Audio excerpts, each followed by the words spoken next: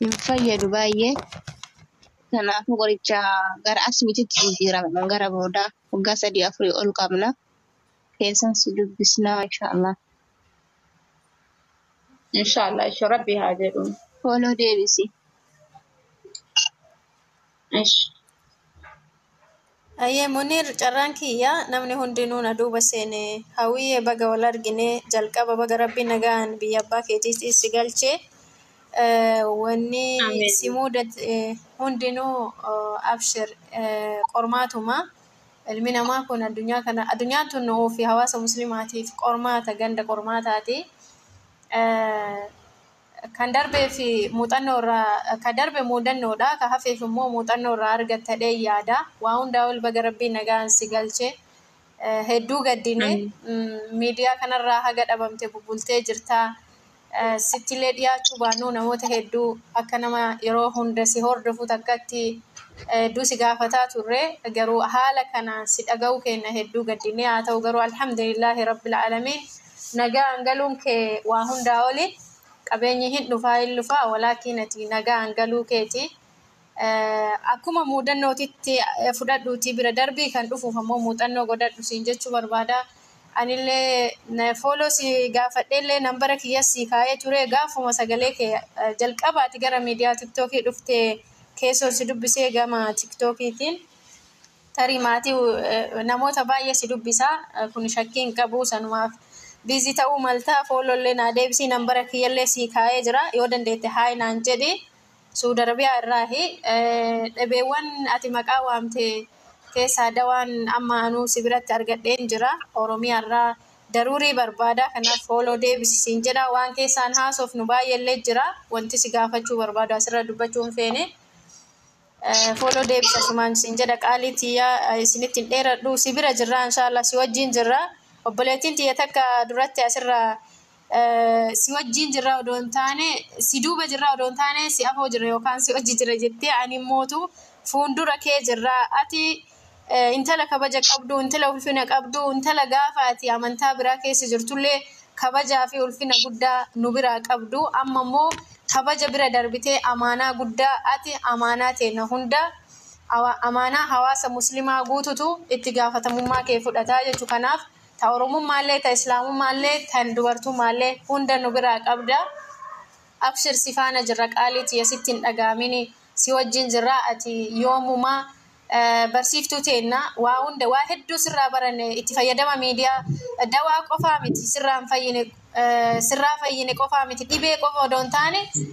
dhukkubbii qalbii itti fayyadama miidiyaas. Naamusa jechoota itti fayyadama jechoota dhugumatti nama ani akka malee ittiin boonu keessaati nama takka umrii nuu dheeradhu galatoomisin jechuuf ulfaadhu hawwiyyee fooloo naa deebisaa sumaan. Ishee obboleetti baay'ee tokko carraan kina fakkaate galatoomi komando duraan dursee kabajamtoota ilmaan Oromoo qaqqaalii gaggaarii hordoftoonni Muniirii fi akkasuma hordoftoonni hawwillee warroon iska jirtan hundi keessanuu alhamdulillahi rabbil alamin faaruun karabbeeti laalame kaleerraa axarraa jijjiirama hedduutu jira fuula keessa abboo isni rabbeeti micayyoo tana beekumsa sii kenne kana rabbii wallaahi dabalee sii haa kennu amma laal gabayaa tana kan dhaabu nama tokko ka bitatu nama heddu maaliifi gaafii ati akkitti deebistu namni hundi mana ofii qaba kaan obboleessa dhukkubsataa kaan ofii dhukkubsataa kaan haadha kaan abbaadha. Rabbiin waan ati harkaan qabatte waan ati harka keetii namatti kennite aboo rabbiin dawaa godhe dhibee manni yaalaa dadhabe harka keetiif namni haa fayyu ismi rabbitu wallahi ati intala shamaraati amaanaadha kanillee oromummaa wajji qabna har'ammoo obbolummaa wajji qabna kana biraan immoo harka kee kana keessa rabbiin dawaa si kaayee tuftoo wanni hundi kennaadha namni mari waan argatu wallahi kennaadha rabbiin abboo harka keetiin maaddinii baasee riskii ajaa'ibaa aboo rabbi sitti banee hawaasa keellee kasi jaalatu kana rabbiin fayyise aboo warri dhukkubsattan osoo dawaa isiin fudhatinuu fayya waan amma isin himte kanaan qalbiin teessanaa fayyitu wallahi ismi rabbiiti isinlee rabbi yaadaa muraadha isii haa gootu waan duraanii caalaa riskii ajaa'ibaa rabbitti kennee ogummaan isii ogummarraa rabbi dabaleetti sadarkaa isii ol fuudhee aboo rabbiin ol haa fuudhu wallahi micayyoo tan ismi rabbiiti micayyoon tun amaanaadha wallahi nama biraatti hin rifanne micayyoo tanaaf rifanne dhugaa rabbii dubbachuudhaaf maaliif waa hedduuf rifanneef isiin tuni ilaa dhageeffadha. Baabaan ishee bira waa jedhani namni waa sadii irraa du'aa jedhan jechi sun jecha kanaati dhageeffadha waa sadii irraa du'a ilmi namaa tokko buddeenumarraa du'a beekama buddeenumarraa du'a tokko buddeenuma isa dhaba lammata maatirraa du'a yookiin maatii tajaajila haadha abbaa tajaajila bultii ofii tajaajila